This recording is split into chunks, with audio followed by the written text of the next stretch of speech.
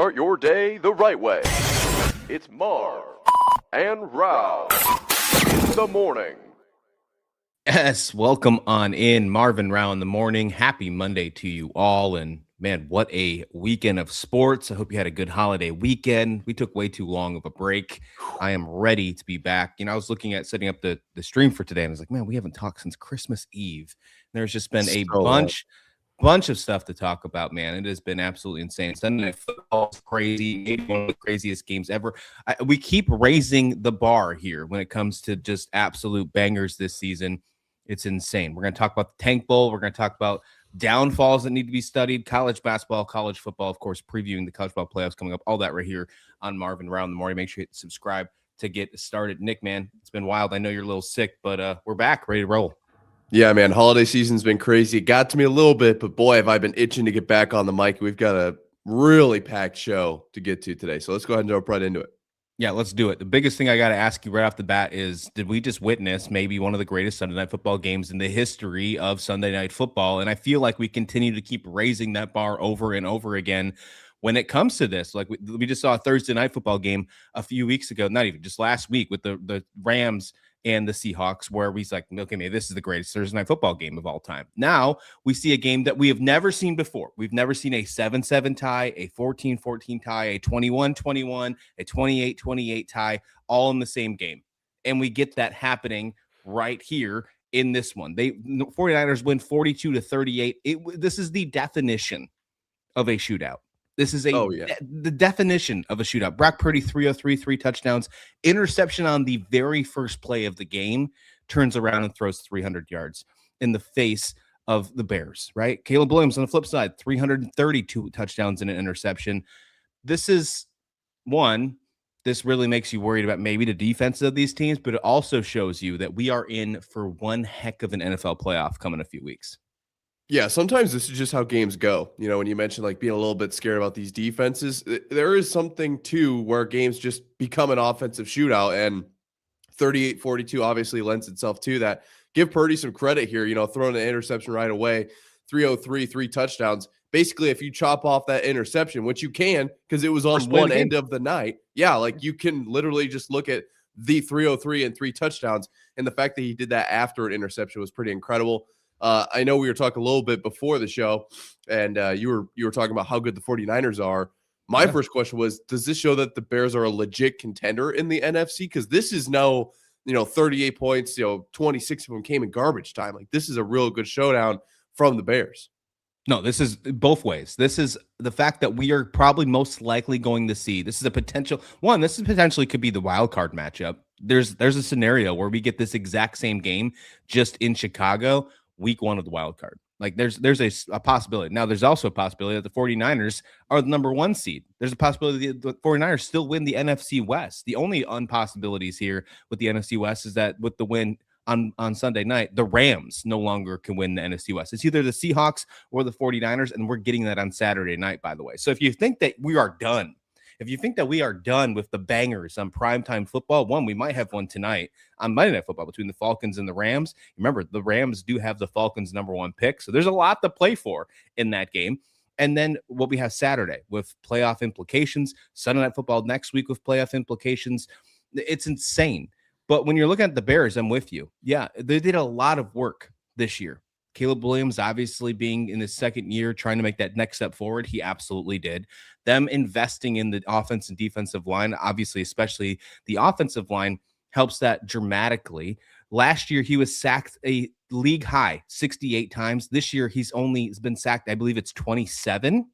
It's like the 5th best in the NFL. Like that trajectory alone, that stat alone just proves how much improvement this Bears team does. Obviously, Ben Johnson has a lot to do with that offensive mastermind. The Bears are going to be hosting their first home playoff game since 2019. Do you remember that game? The double doink? That's the first time we're going to get a Bears home playoff game in 6 years. Insane stuff. They're for real. They are very for real. I just wanted to throw that out there because I think that, the Bears kind of have this reputation that precedes them, and Caleb Williams has this reputation at this point. And I think it's very reasonable to assume that this team can make a deep run into this playoff, even if you aren't like watching every game and dissecting the Bears. Like, this team could be a legitimate NFC contender, and have the ball bounce their way just a few times. Like you mentioned, getting a home playoff game would be enormous. Getting to play in Chicago as opposed to playing, and obviously warm weather kind of helps both teams, but it's not of an advantage for that home team as much as Chicago playing at home. So wanted to throw that out there, but I do wonder what you think about this 49ers team, because they have been so close for so long, just knocking on the door, star power everywhere. Is this the year now that Brock Purdy seems to be turning it on, obviously making a push, which it doesn't really feel like he's in the MVP race as much as May and Stafford perhaps, but making a push for that. What do you make of these 49ers? Yeah, I wouldn't put him in the MVP race by any means, just because he was injured. And that's one of the biggest things that the Niners have had to overcome all season long, right? Is injuries. At the beginning of the season, Mac Jones was leading the charge and kept them afloat, kept them alive. And maybe that helps Mac Jones find himself a potential starting job next year, or maybe the battle for a starting job, kind of like what Malik Willis has done for the Packers. This season, we're going to have a very fun offseason when it comes to NFL this year, especially in the quarterback conversation. But there were a couple plays last night where I watched Brock Purdy perform and throw some passes, run for some first downs, and I said it out loud. I blatantly said it out loud. My 3-year-old heard me. Don't worry. There was witnesses. I said, Max Jones ain't making that play. That's a Brock Purdy play. And he absolutely won that football game for the San Francisco 49ers. Insane. Christian McCaffrey is looking like MVP form. Christian McCaffrey, he's looking like Madden CMC. He's looking like he's a Carolina Panther CMC. Like before all the injuries, before all the things happened, PFF put out like his results at the beginning of the game where they like introduced the players, and it's like, yeah, he's the 16th best running back in the NFL. There's no world where CMC is the 16th best running back in the NFL. This guy just proved that he still has it. He's still got what it takes. 23 carries, 140 yards. He puts another 40 yards in receiving. You're talking almost 200 yards in total yards for CMC. This San Francisco 49ers team, for everything happening, the inevitable, it seems like we could see this team without George Kittle, without all the injuries that have happened on the defensive side as well, still find a way to potentially win the NFC West, potentially be a number 1 seed. And the playoffs, the NFC playoffs, how crazy this season has been, could run through San Francisco this year. How wild is that? Yeah, especially when you consider how good the NFC West is, right? Like this isn't an NFC South where they're going to run away with it at 12-4. Like it's the next best team is 6-6. Like they are a legit 12-4 in a conference with the Rams, with the Seahawks. Obviously, the Cardinals not quite on that level. So got to give the 49ers credit. They've had an incredible season fighting through every injury and situation that they found themselves in. Obviously, it comes to mind a few guys driving past the stadium, going quite the speed there. But that's kind of what this roster has been built of. They've had a ton of talent just seeping off the edges of the edge of the roster. Like this has been incredible, and haven't found a way to finally get past over into that final category, if you will, of success. This could be the year. They might have something here. Brian Robinson Jr. a name, obviously behind Christian McCaffrey, but like that just shows how deep they are, right? Like that's a CMC has already been a question mark a lot of his career, and I don't love to say that because he's been so much fun to watch. But when you have Brian Robinson Jr. backing him up, like you've got a dude there, and it's the same thing across the entire roster. So I'm excited to see what these 49ers can do come the playoffs, because that's what this team has kind of become. What does the postseason look like is going to determine how successful this team is. The depth is important, and we talk about this, how deep this season is. They keep adding games to the NFL. They're talking about adding an 18th game eventually to the NFL season, and we're seeing teams like the San Francisco 49ers who have been dealing with injuries from the very first game of the year, and they're still finding a way to overcome it. So they're doing really good. Kyle Shanahan, I mean, after being 6-11 last year, is finding himself back in the playoffs again, back in a double-digit win column every single time under Kyle Shanahan that the 49ers have made the playoffs. They have at least made it to the NFC Championship game. Worth noting. Put that in perspective as we carry on right here at Marv and Rauh in the morning. Want to put more things in perspective? Well, let's talk about the complete flip side. Let's talk about the Las Vegas Raiders. The Tank Bowl happened on Sunday between the Raiders and the Giants, and It was exactly what you expected. It was a complete, utter mess. It was just an utter mess. And one player that was not there was Max Crosby. Max Crosby was not in the mix in this one because he was shut down. It's because he was hurt, right? I thought he was hurt. Well, that's what they're saying, because he's shut down due to Oh. a knee injury, placing him on injured reserve. However, it was not very happy. Max Crosby was not very happy with this. And even showing even more, but he's not happy with it. He put out on social media, he was playing basketball with his daughter, jumping on a trampoline, showing that his knee was just fine. He was, quote, not a happy camper when he was told he was being shut down. This is an obvious tank. Obviously, this is blatant. Now, both sides did it. The Giants are doing it too. And obviously, what the Giants did was funny as well. But when you're looking at it with Max Crosby, this is your best player. Your best player wants to be on the field. Your best player has blatantly come out saying he doesn't care about draft picks. That's not his job to care about. He's completely right. The players want to win the football game. They don't have to care about when it comes. And no player should care about, hey, we should lose this game because maybe we'll get a first-round pick. Maybe we'll get the first overall pick. We in this NFL world, we don't know what players are going to be there next year. And what I'm saying here is I don't think Max Crosby is going to be a Raider next season because of this relationship that's been completely broken now. I think you're probably right on that one. And I do have a lot of thoughts just on this game and Crosby in general. But the one thing I want to throw out here is that, you know, with college looking like what it does with gambling and even in the NFL, like a lot of questions of, you know, the integrity of the game. This was kind of refreshing to hear from Crosby. Like, look, my job is literally just to go out there, be the best at what I do as possible, like just to crush everyone in front of me. I do not care if we win or lose. My job is entirely not tied to that. Like, I am going to take over. If we win, we win. We lose, we lose. I don't care. That kind of felt good, because is it exactly, you know, the whole like I want to win mantra? No, but it's almost refreshing in the fact that doesn't matter. Like, I am going to come out here and just crush what's in front of me. And that was just a glimmer of hope, if you will, in there that I was actually a really big fan of. I also wanted to throw in, I took away the fact that Crosby has sponsorships in his crib, wherever that was, that video was taken. He had Papa John's on his wall. I mean, I don't know how you get to that. Can I get some stuff on my back wall here? I think that'd be epic. But yeah, Crosby and that whole situation it's something's wrong with the Raiders if you're not going to be keeping Max Crosby, because you alluded to the fact that he might not be there next season. Then who do the Raiders have? You know, Max Crosby has been the Raiders. It's kind of like what the Texans were with J.J. Watt. There was a little bit of who are the Texans without J.J. Watt? He was everywhere in Houston.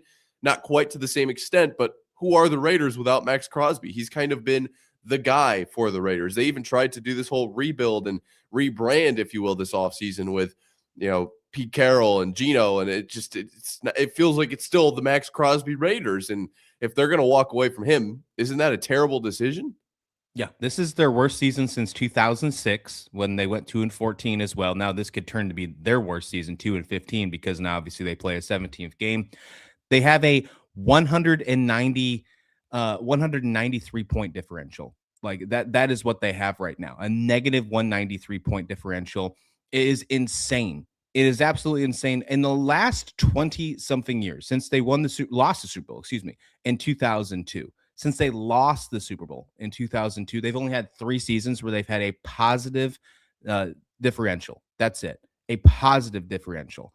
And that is insane. They've only made the playoffs for 2 times since they've lost the Super Bowl in 2002. They lost the wild card in 2016. They lost in 2021. Pete Carroll, yeah, he came in this season and didn't change it at all. Now, obviously, the Geno Smith situation, that thing didn't work out great. He's had the league leading in interceptions through 2 of them in the game against the Giants. Giants won this game, by the way, 34-10. Is Pete Carroll the answer? Is Pete Carroll the answer for this rebuild? Because look, the Raiders have a problem since 2002. The Raiders have had a problem since they've lost the Super Bowl in 2002, since they've made it all that way. Is Pete Carroll the answer, or do they need to find somebody else? Or is it not the even route they need to look at? It doesn't matter who the head coach is. It's even deeper than that. I don't think it's excuse me. I was thinking I'm trying to draw a parallel to the Broncos here, because the Broncos have had a pretty quick turnaround with Peyton, from 5-12 to 8-9 to 10-7 and 13-3, relatively quick turnaround with Peyton. But they I were don't only out for just a few years. They had the Manning right. experience, right? This And I is think this that is one 2 decades of failure. that comes down to the ownership, in my opinion. The Broncos ownership is very different. And I think that, when you talk about how far the Broncos kind of were out of things versus the Raiders out of things, Pete Carroll came into a much different situation. I think that that's part of it too. So it's kind of like one of those where you wouldn't expect a new coach to come into Toledo and win them a national championship right away, would you? Like, you kind of have to give them some time to build up some momentum here. I personally don't think that this is Pete Carroll's fault. I think that maybe he's not handling everything perfectly, but you got to give him a little bit of grace here. There's definitely runway that you need to give him, especially considering how old he is, right? I don't think he's necessarily doing things the way that 2025 or now in just a few days, 2026 NFL works. Like, this might be closer to 2000s NFL. And I don't think that there was the ridiculous turnaround at that time. Obviously, there were going to be outliers, but I feel like it's a much more old school approach. And I'm not counting Pete Carroll out yet. Now, in 2 years, 3 years, this is one of those situations where I am okay with pulling the plug a little early. We talk so much about NFL ownership and NFL teams pulling the plug on coaches, players too early nowadays, as opposed to, the mid 2000s. This is a situation where Pete Carroll is he 72 at this point? I mean, he's ridiculously old. You might be in a position where you can move on. He's 74. 74. You could probably pull that and get to a younger group, younger audience. If the short-term experiment just isn't working out, the Raiders need to find some sort of success quickly. And if they end up losing out on Crosby and then it doesn't pan out, the whole organization is in a worse spot than what it was when Pete Carroll took over, which is actually crazy to say considering just how bad it looks over there in Vegas. If you count interim head coaches, if they move on from Pete Carroll in 2026, this will be their 6th head coach since 2020. Wow. That's insane. That's absolutely. I mean, you talk about like Browns quarterbacks putting the names on the back of a jersey. You have to put one on the back of a clipboard. The amount of names that's going to be here putting in there. I mean, look, the fact that you're set up for success. If you don't think Pete Carroll is the right guy, you got to do what you got to do. You got to move on. Ownership group with Davis, obviously Tom Brady into that mix right now as well. You have to move on. You have to make the right decision because you have an 80% chance of having the #1 overall pick. You have an opportunity at maybe even moving on for Max Crosby that might put you in more first-round picks as well. I mean, think about it. Dallas Cowboy have 2 first-round picks this year. They always say they want a pass rusher after the Parsons trade. Imagine if they walked in to the NFL draft after trading Max Crosby with the 1st overall pick and probably 2 in the teens, and you still decide to trade that #1 overall pick. That's my take on this one. I still think if you win this #1 overall pick, you have an 80% chance right now. If you lose, I think it's against the Chiefs on Sunday, then you will have #1 overall pick. You'll have it. Yep. Now, if you look at the quarterbacks that are in this mix, sure, you could say maybe a Mendoza or something like that might be able to save your franchise. Who knows? Or maybe he's a Jamarcus Russell and he turns out to not be. He turns out to be a great college guy and not an NFL guy. If you look at what the Chicago Bears did, that is the blueprint of the future right now. The Chicago Bears obviously won the NFC North right now. Last year, they were last in the NFC North. One of the biggest things that was the biggest changes is that they drafted their quarterback, sure, but they focused on trenches this free agency. I think the Raiders need to do the complete opposite. They need to use their draft capital and focus on the trenches and build up with the young trenches and then go find a quarterback in the future. They still got to pay Geno Smith regardless next year. He's on a 2-year contract right now. Whether you think he's your quarterback of the future, that's a large contract to pay. And you gave up draft capital to have Geno Smith. The amount of defensive players in the trenches this year in the NFL draft, the talent is very high. When you look at guys from Texas Tech, you look at guys from Miami, just for example, I think that you need to use your draft capital to build the trenches. Focus on your quarterback later. This is not going to get rebuilt in 1 year. No, it's not going to turn around in 1 year. And one of the first teams that comes to mind when you look at like a plethora of first-round talent is in the 2023 draft when the Texans went 2-3 and kind of single-handedly in one offseason turned their franchise around. I'm not saying that that's the same case for these Raiders here, but one of their picks was Will Anderson Jr., right? Yeah. At the defensive end, edge rusher kind of position there. So keep that in mind if you're Las Vegas. I don't think you probably end up with, a game-changing quarterback. I think you probably have to roll the dice and kind of bolster up the supporting. I'm with you on that one, the supporting roles. This is a really challenging spot for Las Vegas to be in, but hey, you lost the tank bowl. The Giants can't even tank right. You've got an opportunity to at least take a step in the right direction and fix the trajectory of this franchise. Because right now it's ugly. 2 years in a row, the New York Giants were in position in the final weeks of the season to hold number one pick. They won the games at the end of the season when it didn't matter anymore. They won the games. The players were basically throwing the finger at the Giants front office for that, saying, look, we don't care. 2 years in a row now, they're going to miss out number one overall pick. Now, obviously, it worked out pretty good for them last year. They traded up for Jackson Dart. They got Abdul Carter. We'll see how that works. Carter's been seen to have some off-field issues. But they went and they focused on their defensive trenches first before they went and got their quarterback. That's what the Raiders need to do 100% moving forward. Worry about the quarterback later, because if you don't have the pieces around him, that quarterback doesn't matter. We're seeing it happen with other quarterbacks in the league. We'll look at Joe Burrow with his terrible defense right now. Yeah. What has Joe Burrow got? Nothing. He's got his receivers, but he's got no offensive line.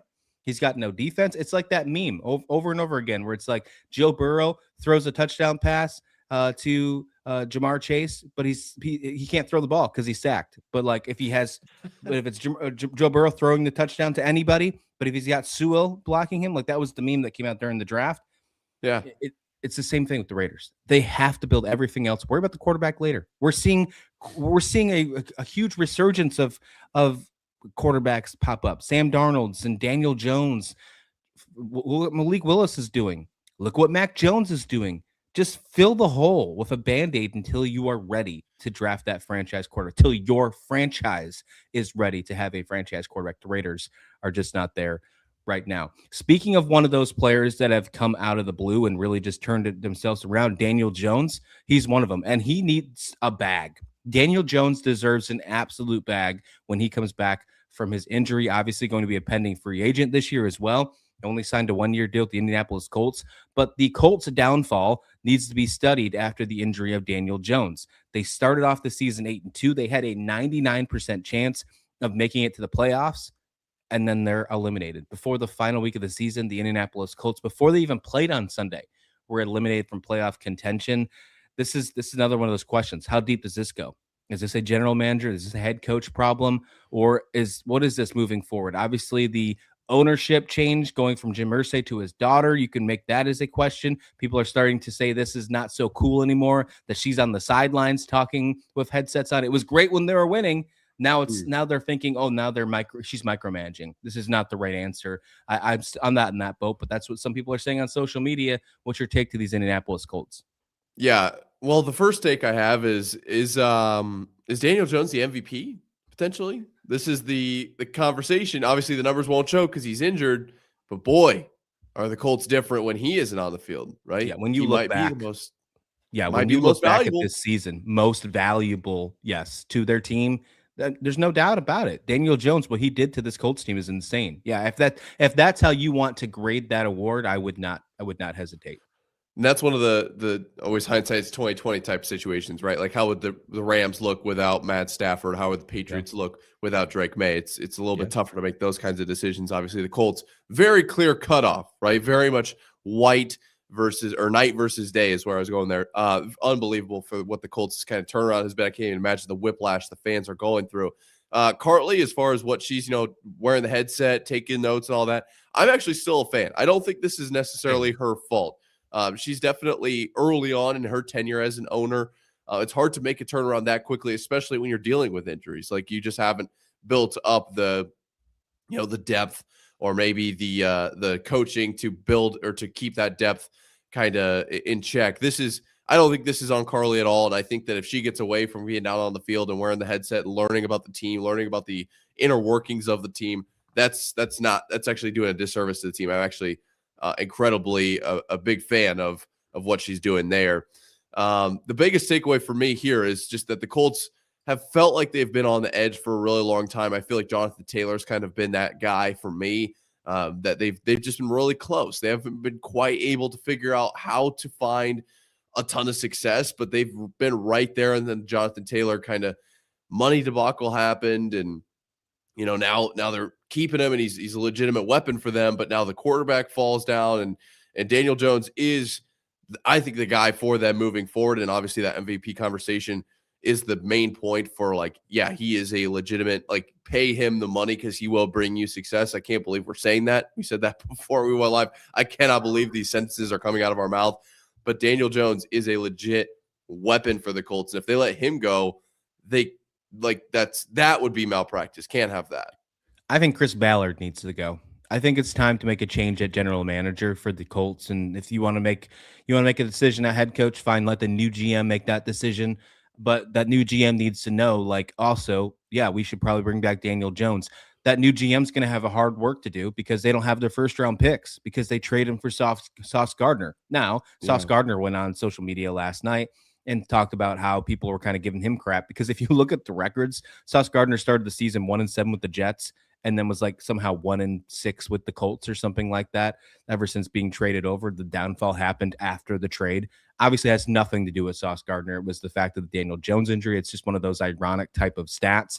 But it seems like Sauce Gardner kind of took it to heart and went on social media, talked about how, it's important to have a cornerback. And he's like, having a shutdown corner on one half of the field is just as good as having an elite quarterback on the other side. I don't actually disagree with that. I think it's very important to have a very good corner. The secondary is one of the most important positions on the defensive side.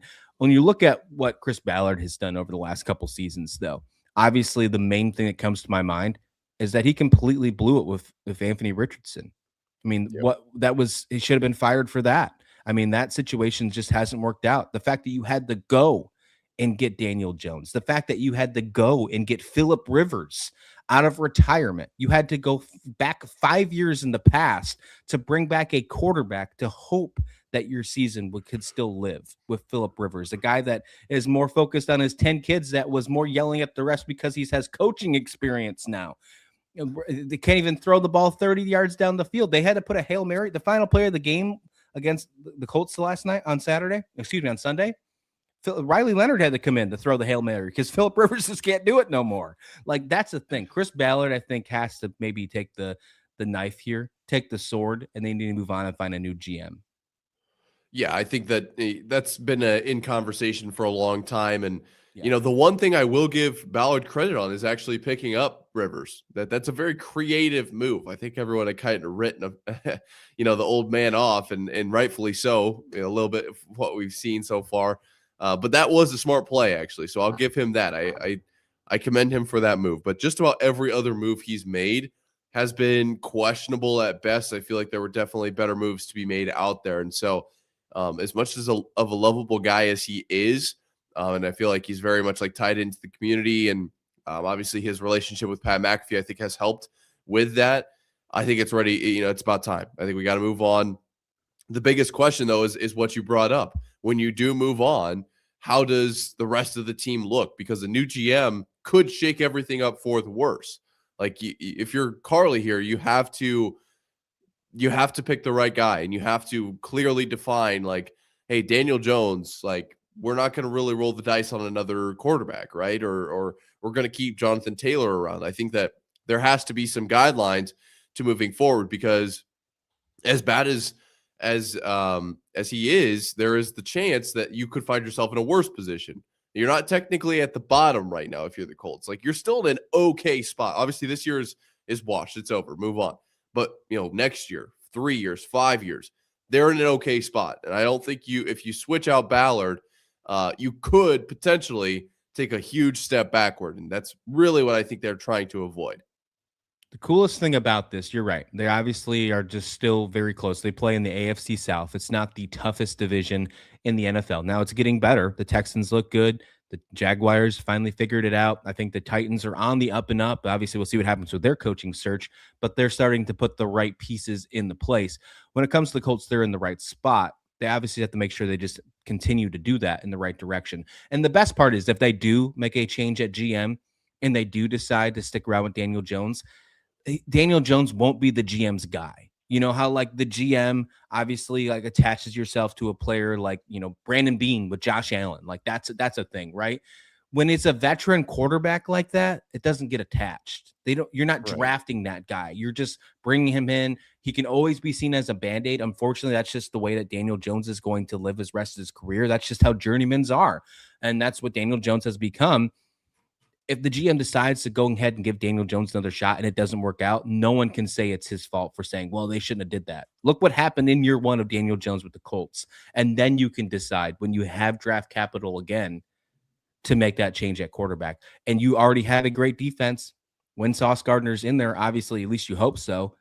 And then you have weapons, which you didn't even trade with the Jets. You brought in some good pieces. So I think this is the right direction, but I do think they need some changes in the front office to bring this full circle and to continue it in the right direction, or they're going to fall, and they're going to fall fast because the Texans are rising, because the Jaguars are rising.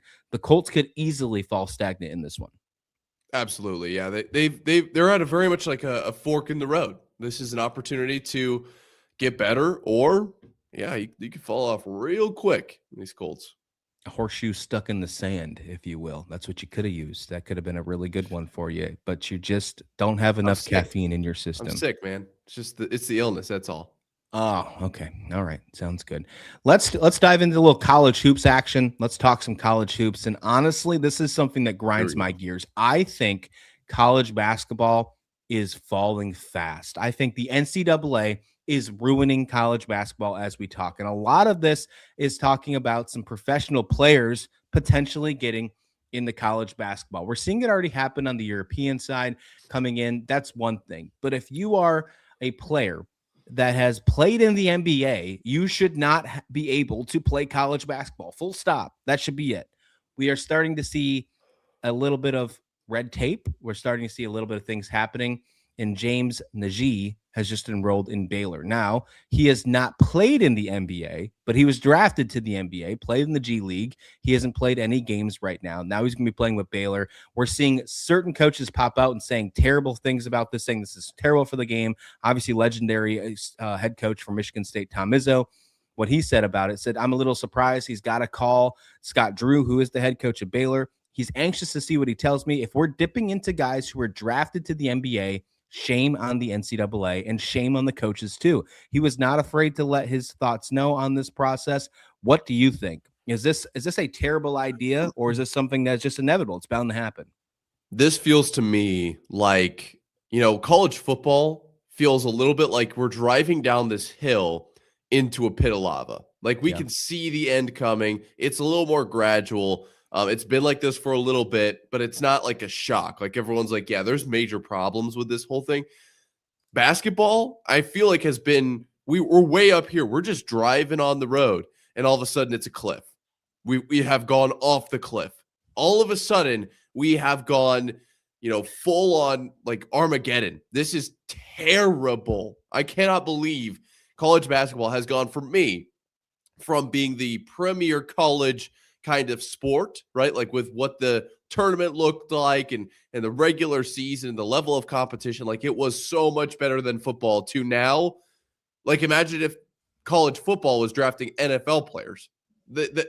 You can't even put those in the same realm. This is a major problem. So the fact that in college basketball we're bringing back these NBA guys and it's not that big of a deal, the NCAA is like, yeah, you have 4 years of eligibility to go. No, we have now officially lost the sport in like overnight. It feels like it was extremely quick. This came out of nowhere. I think we had the initial kind of G League player who was coming down. I believe he went to BYU first. I can't remember if that was the first player or not. If I'm incorrect, excuse me. But there was one initial kind of player, and then all of a sudden the gates were blown off, and now all the G League players are like, hey, can I come back? Hey, if I was drafted number 31 overall, it's not technically the first round. Is it good for me to come back? I've only played 8 games. That's only single-digit games. Can I come back? Like, I'm not making as much money up here as I thought. I might need a little more time to develop. And of course, these colleges are going to say, yeah, we would love to have you back.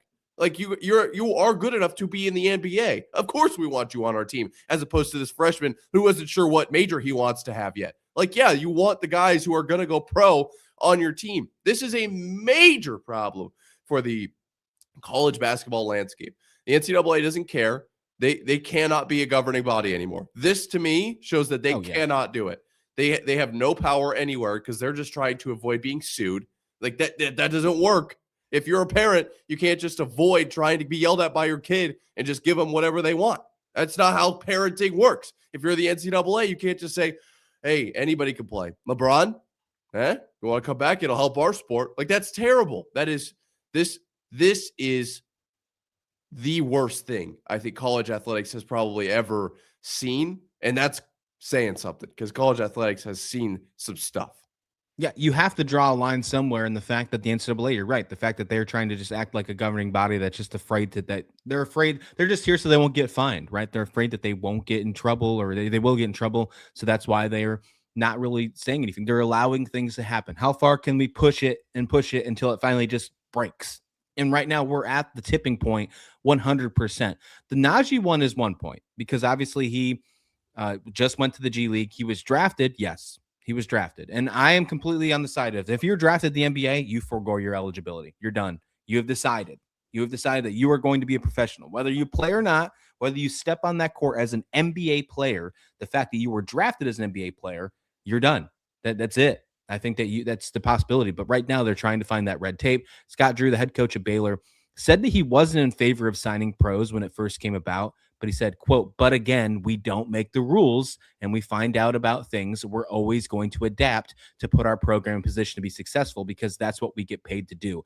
I kind of not going to blame him. I don't blame him for that. It's just the whole process of adapt or die. We see it in college football with this NIL transfer portal. We see what Texas Tech has done, buying all those players in the portal, right? Some people are saying, hey, you bought the team. You're the New York Yankees of college football. Well, they're in the college football playoffs.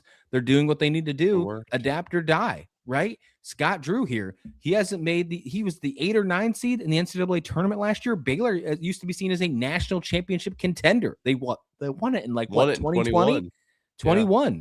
So, yeah, I don't blame them for doing it, but the fact that they even can think about doing it is insane. There's also been a report out. Now, there's been reports that this is either some fabricated report or if this is actually true, but Joe Tipton and Von 3 report that Chicago Bulls two-way player Trenton Flowers is also drawing interest from many college programs. Trenton Flowers has played in NBA games as recent as 3 weeks ago on the court for the Chicago Bulls, not G League, the NBA.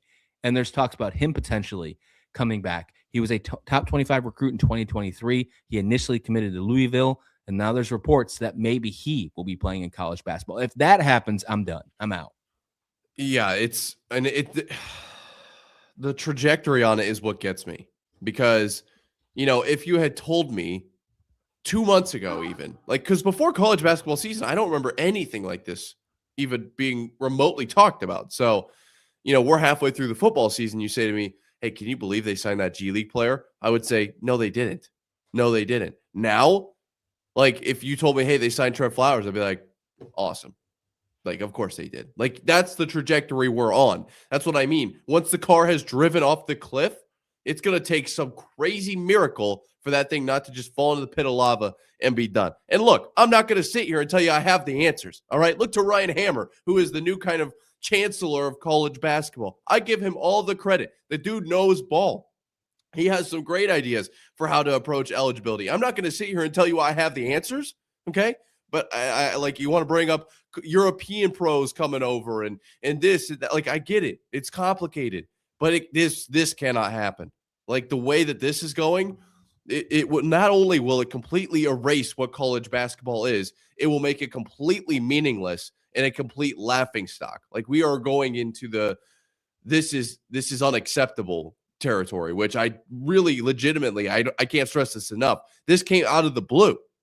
And that's what scares me the most. This wasn't some trend that was setting up a slow burn. It feels like college football is a slow burn. You boil the frog. This was just oh, I forgot I had that pot boiling. It boiled over. Now I got to clean up all the starch because I was boiling pasta. This is not a good situation. Mark Few, another legendary coach in the game. He's the head coach at Gonzaga, been there for quite some time. He made a statement on this, and I think he said it perfectly. He said, quote, our lack of leadership has really shown. Now it's probably time to get some help from Congress, but they're more screwed up than the NCAA. They've got to start listening to coaches. This is a guy who has been right in the forefront of having to deal with the NCAA this season alone.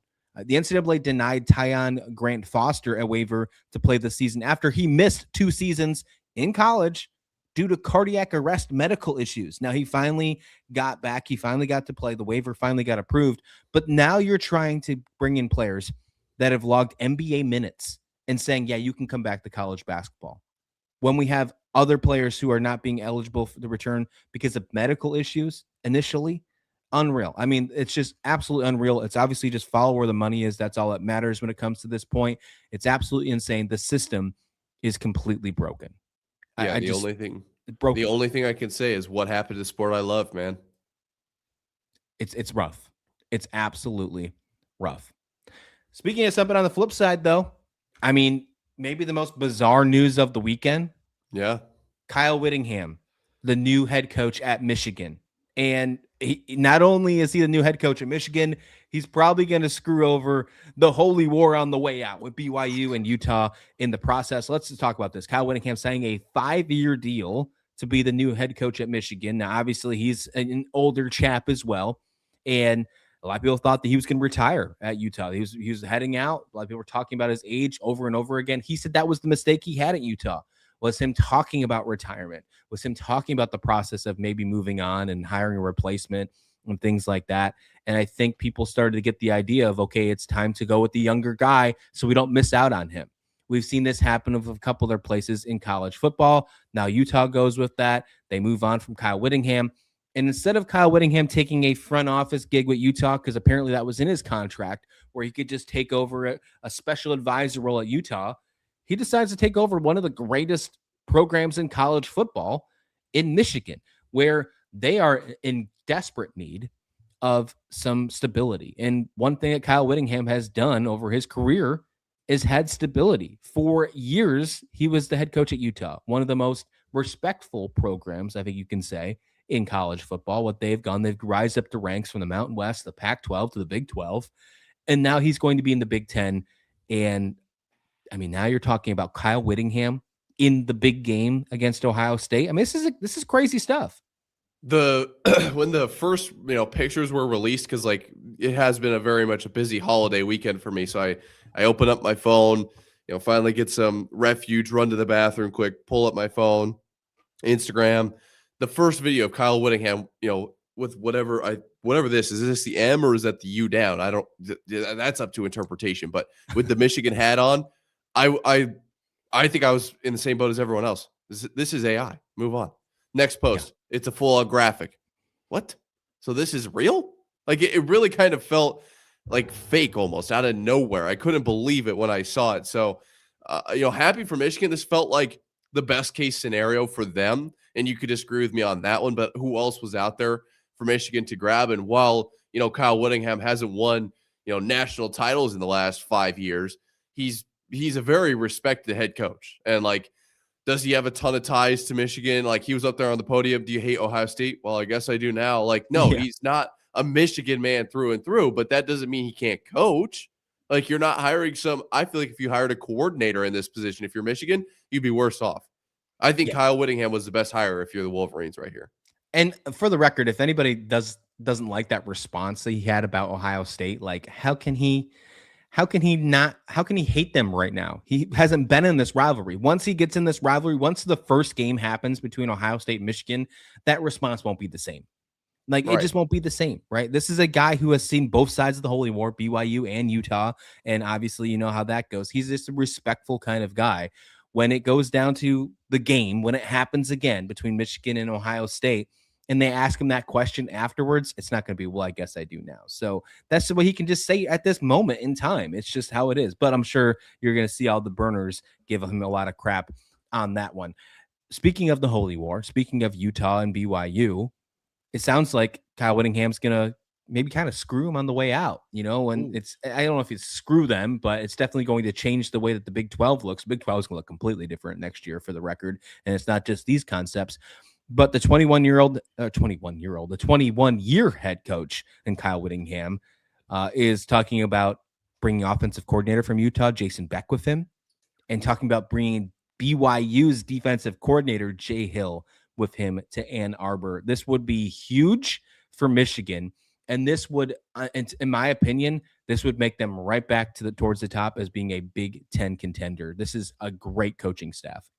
Yeah, that would be a phenomenal move. And I feel for the, Utah fans and players and coaching staff, like you were expecting this kind of peaceful, like lay the coffin down to rest, if you will. And all of a sudden it's the full on Undertaker meme. Just boom. Guess the who's portal's back? going to go wild in Utah now. Yes. All of a sudden you go, and I was talking about this with Iowa State. Obviously you can tell what's going on behind me. If Matt Campbell goes to the NFL, or if Matt Campbell just retires, which not that was in his cards at all, but if he doesn't go to another college football program, your portal looks a lot different.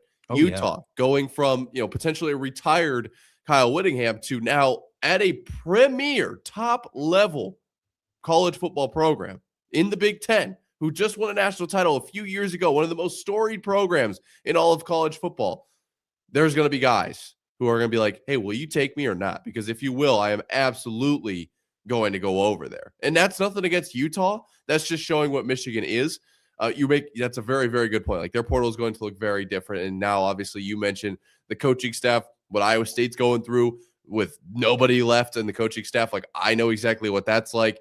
That will definitely be happening. There will be conversations, whether he actually brings over Jay Hill or not will be, is one thing. Whether he gets the OC he wants will be one thing, but those conversations are now happening. And if you're Utah, you've got to be on your toes, because this all happened, if I feel like, relatively quickly. And if you don't act, accordingly, you could lose kind of a huge program you've built up, a legitimate power, it felt like, in the Big 12 this year. Yeah, they were 10-2. They were in conversation with the college football playoffs. Utah was. BYU, on the flip side, was the odd man out. They were the team that was snubbed for the college football playoffs, going 11-1, losing to Texas Tech in the Big 12 championship game. These are two teams that are on the cusp of being college football playoff contenders, national championship contenders, and they're probably going to get eaten up a little bit. And I say that with no pun intended, although BYU just won the Pop-Tart Bowl. The fact that they are going to get eaten up a little bit. It's going to happen. Now, on the flip side, when it comes to Jason Beck, that one seems a little bit more expected because he's bringing over his guy, a guy that he's been with while at Utah. Jay Hill is interesting, though.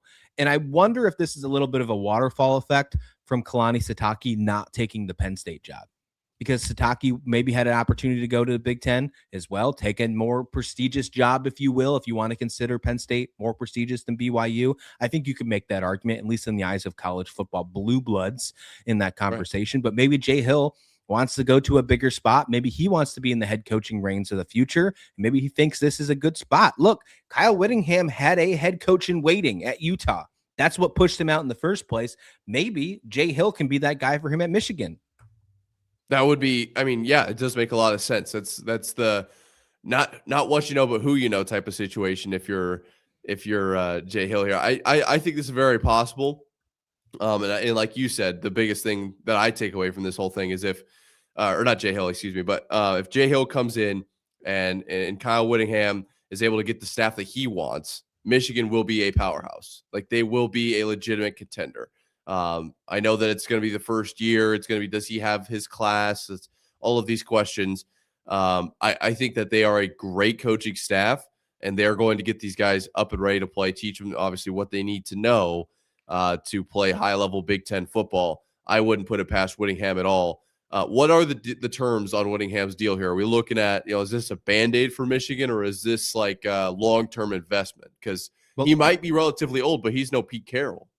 Yeah, he signed a 5-year deal, and he said he thinks he can make it through the entire term, and that was one of his biggest things. So it sounds like that's long term. And in the eyes of college football, 5 years is a very long time. That shows that you are willing to put it on the table, let him build it up. Now, obviously, you can still be fired year one. That hasn't changed in the eyes of college football, but no, 5-year deal. I don't think age is going to matter when it comes to, this is not a Band-Aid for Michigan. This is trying to fix the problems. This is trying to address the issues of the chaotic stuff that happened with Sharon Moore just the last couple months. But no, this is not just a short-term issue. I think they are really looking to change their complete culture at Michigan. One thing I don't think they're trying to change, though, is Bryce Underwood. I think they're trying to keep Bryce Underwood for sure. And why wouldn't you? He was great as a true freshman last year. Kyle Whittingham revealed that he already met with Bryce Underwood. Now, of course, there's going to be some uncertainty of the future with him. We're going to find out. Obviously, the transfer portal opens January 2nd. It closes on the 16th. So we got about a 2-week of really just concern on what Bryce Underwood will do. And Kyle Whittingham said that he did a lot of listening in his meeting with Bryce, and he said that he wanted to get feedback from him, wanted to get to know him, and just wanted to know everything about him. He said that he's the guy that has the it factor. When you play quarterback, you have to have what he calls the it factor, and Bryce has the it factor. And I think you're right. He's a 6'4", 225-pound kid. He's got a great ceiling, probably going to be in the NFL if he continues down this trajectory. And having a guy like Kyle Whittingham and having a guy like Jason Beck as your offensive guys, that's not a bad direction if you're Underwood at quarterback. No, this is, like I said, I think Michigan made maybe the best move that they could at this situation, at this point in time. This is, Kyle Whittingham, 66, potentially retiring. It did feel like it came out of nowhere, but when you look at everything that Michigan had to work with, as far as timing not being ideal, like you still have a little bit of time before the portal here. You bring in a storied head coach, not some guy who's like, if you bring in some Joe Schmo off the street, which I'm not saying that was, the backup situation for Michigan here, but if that is the case, you got to assume the entire team is gone, right? Like that has to be the assumption. And Kyle Whittingham, I think, will have a good chance of retaining a lot of their talent. This feels like a win for Michigan, which I did not know that they could come out of this situation as a winner. Who's better in year one, Michigan or Penn State? Oh, man, I think I haven't looked at Michigan's schedule. I know Penn State has a relatively favorable schedule. And so I wouldn't hesitate to say Penn State ends up at like around the 10-2 mark. The question is, can Michigan do the same? I would lean Penn State for now just because of that fact. But the fact on the Penn State side that we haven't really talked about a whole lot is, how does Matt Campbell look without John Haycock now that he's retired? Yeah. It's been 10 years since he's had a different DC. So I'm going to lean Penn State for now because there's going to be a lot of familiar pieces for that Penn State team and Matt Campbell. But don't sleep on Michigan. Do not sleep on Michigan. The quarterfinals of the college football playoffs are here, and it's exciting stuff. New Year's Eve, the Miami Hurricanes take on the Ohio State Buckeyes. It is going to be an absolutely insane game. Miami takes the win in College Station against Texas A&M, 10-3. Wasn't the game that I was expecting. I thought that game was going to be a shootout on the complete other side. I was talking like 41-38. I thought it was going to be an offensive shootout. It was the complete opposite. And then Ohio State, remember, they're coming off a loss in the Big Ten championship game against Indiana, made them lose the number 1 overall seed. They're now the number 2 seed. They lost 13-10 in that game. A lot of people are doubting Ohio State against Miami in this one. I kind of find it a little bonkers. I'm not going to lie to you. It's just, to me, it's kind of weird. But when they talk about the process, when they go through the entire things, they say about the experience at quarterback. People will say, yeah, I'll hand it to Miami. Carson Beck has experience over Julian Sayin. Okay, well, Julian Sayin was in the Heisman Trophy race. How can you give Carson Beck the nod? Okay, either way. They talk about the receiver game. Some people like to say that Malachi Toney's the best freshman in college. I'm one of those. But how can you say that he's better than Jeremiah Smith? I can't do that. And then if you look at the defensive trenches and things like that, maybe Miami has the advantage. Okay, I can give you that side. But people are saying that Ohio State has no chance to beat Miami, and I think they're completely wrong here. To say no chance is wild. Okay. And I know that there are people out there that are saying that. Like, you're not just making this up. That's crazy to think. But when I do look at the numbers, it's probably closer than I would have thought. Like, I'm going to be completely honest. Going into this one, I was going to take Ohio State all the way, right? Like, this was going to be a blowout, or if not a blowout, certainly never a close game. And even if it was by score a close game, it was never going to feel like a close game, if you know what I mean. There are certainly those out there. I felt like this was Ohio State's game to lose, but then I dive into the numbers and I'm looking at a few things here. And Miami this season really does match up pound for pound with Ohio State. And that was very surprising to me. So there are, the people out there that are the keyboard warriors, if you will, defending Miami. Great. Go ahead, have fun. I could see where you're coming from a little bit. I don't think you're right, though. And what it comes down to for me is it kind of the deduction that I've come to, the conclusion is Miami's a much better team than I thought. This is probably going to be a closer game than I anticipated, but Ohio State still has that top tier talent, that potential to be extremely explosive, and they've been there before. It feels like Ohio State, obviously the defending national champions, has that, we've been here mentality. Obviously facing Tennessee at home last year, it feels like a kind of a repeat of that a little bit. It's not, I know it's not entirely, it's very much different, but it feels like that to me, where Tennessee and Ohio State are legitimate teams. Tennessee was a good team last year. They got their doors blown in a little bit. That's what I thought it was going to be. So, yeah, you're exactly right. There are people out there that are defending Miami, and the stats do show that, but I don't think it's gonna. I think it's gonna come into intangibles for me. I think it's going to be a close game. I don't know if I even want to pick Ohio State to win this football game, but I will say that I think it's a lot closer than a lot of people are giving credit to. The fact that people are saying that Ohio State doesn't deserve a chance in this one is completely wild to me. Well, let's remember who won the national championship game last year. Let's just remember that for just a quick second. And although they lost to Indiana by 3 points, Indiana is seen as the best team in the country right now. And the only loss that Ohio State has is a 3-point loss to them in the Big Ten championship game. Miami, on the flip side, has had some losses. Miami has had some issues at quarterback when it comes to turnovers and things like that. I will give them credit, though. They have one of the best pass rushes in college football. I mean, it's insane. They're the 4th best pass rushing team when it comes to team sacks in all of college football. If you want to look at that Big Ten championship game, Julian Sain was sacked 5 times against Indiana. He was only sacked 13 or 11 times all season, 5 against Indiana, that Big Ten championship game. They found something. Miami, if you think Indiana could find it, Miami's going to be able to do that same thing. Miami's going to be able to expose them. Now, we've had this conversation before. I'll go back to that Oklahoma-Alabama game earlier this season in the college football playoffs last round. I said I think the reason that Oklahoma could win this game is they get and pressure Ty Simpson, because Oklahoma is one of the best pass rushing teams in the country. They were the best. And it was the flip side. Alabama got to Oklahoma more than Oklahoma did.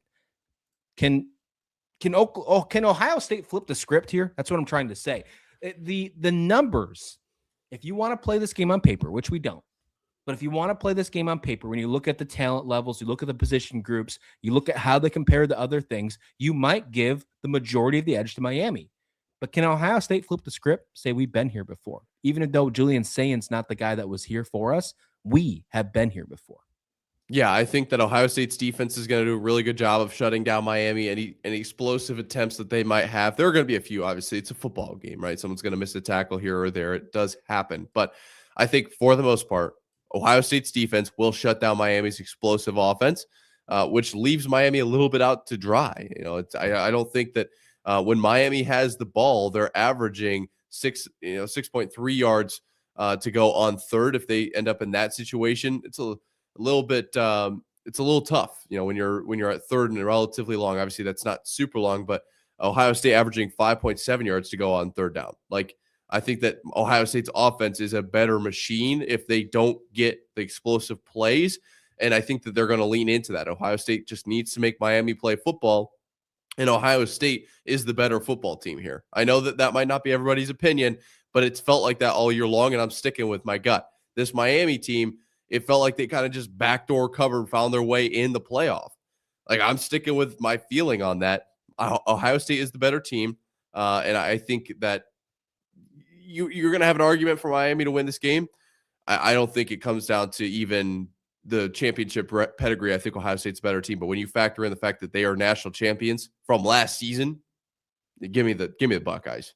If Ohio State can make sure that Sain doesn't get sacked 5 times like he did in the Big Ten championship game, I think they're fine. If Miami finds a way to fix their offense, because it was completely gone, it was vanished, it disappeared against Texas A&M, both offenses were completely gone in that game, then maybe they stand a chance. I don't think when you look at the position groups, you look at talent level, you go back and forth. Yeah, you might be able to give the edge to Miami on paper, sure. But I think you have to remember that we played this game not on paper. You played on grass. And Carson Beck threw for 103 yards against Texas A&M. I think Ohio State is a better defensive team than Texas A&M. I think that Carson Beck could have a very hard time with Ohio State. I'm saying the Buckeyes win this football game. And not only do I say they win this football game, I think they win by more than one possession. I think they win by 10. And they prove to them, like, hey, you should have never slept on us. You should have never slept on the defending national champions. We are going to be right back in the mix of this. We are going to remind folks why Miami was seen as the last team in this bracket and why we were not. And I'm taking the Buckeyes to win this game for sure. I cannot believe that people are counting Ohio State out entirely. They That are. is the craziest part of this whole thing. I couldn't believe it either. Yeah, I'm not making that up. Like it's prominent national folks that are doing it. And it's not just like the social media burners. It is prominent. You go search some other previews on YouTube after listening to this one, you'll find them. You'll find those takes, and it's completely egregious. It feels like just farming for clicks, man. But we don't do that here at Marv and Rauh. No, we talk about the legit stuff. We're just real football dudes, or basketball dudes, or golf dudes, or hockey dudes. Just sports dudes. Yeah, just dudes. Let's get on out of here, and we'll be back here tomorrow. We got more college football previews to discuss, some NFL content to discuss. I mean, who's going to be the MVP? We'll find that out after Monday Night Football. Can Stafford keep up with Drake May? Got a lot of stuff to talk about on tomorrow's episode, so be sure to stick around. Be sure to be back here tomorrow morning, right here on Marv and Rauh in the morning.